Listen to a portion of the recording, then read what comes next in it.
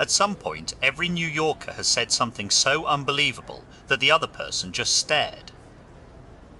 Not because they thought you were lying, but because the truth sounded exactly like a lie. That's the moment no cap was invented for. It's not really about honesty.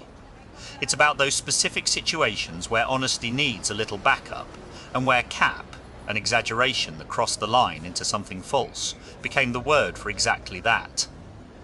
So when you say no cap, you're stripping that away. You're saying what I just told you has no exaggeration in it. None. Take it exactly as I said it. But here's what most people get wrong about no cap. They think it's just another way to say seriously. It isn't. Seriously works anywhere. No cap has a very specific job.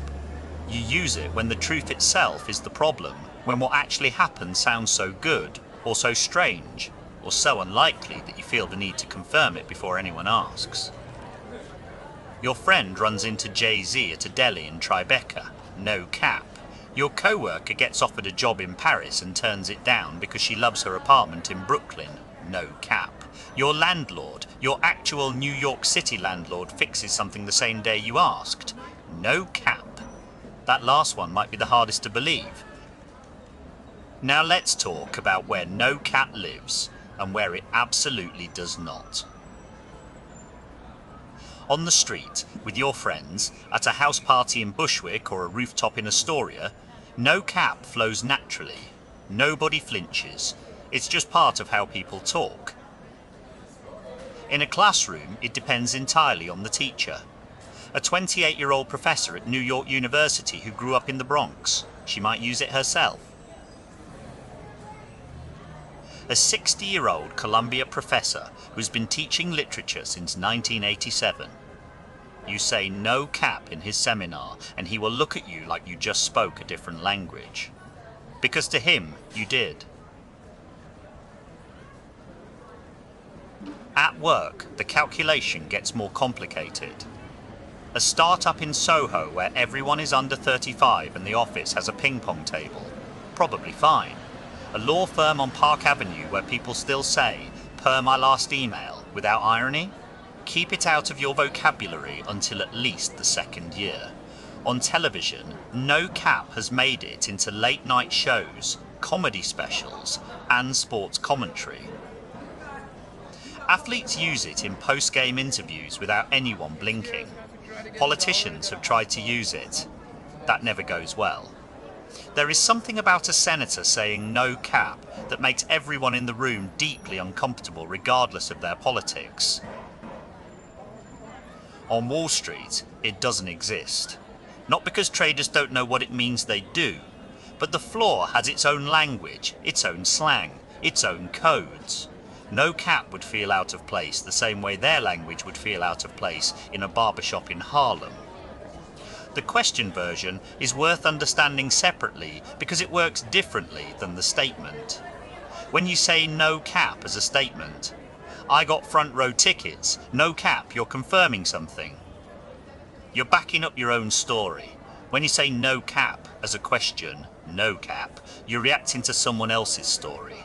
You're saying, I heard what you said, and I need a moment to process whether that actually happened.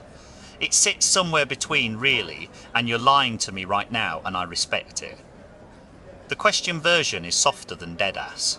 If someone tells you something surprising and you say dead ass, that's direct. Almost confrontational in the best way. No cap gives the other person more room. It's skeptical, but warmly so. No cap is one of those phrases that sounds very simple on the surface.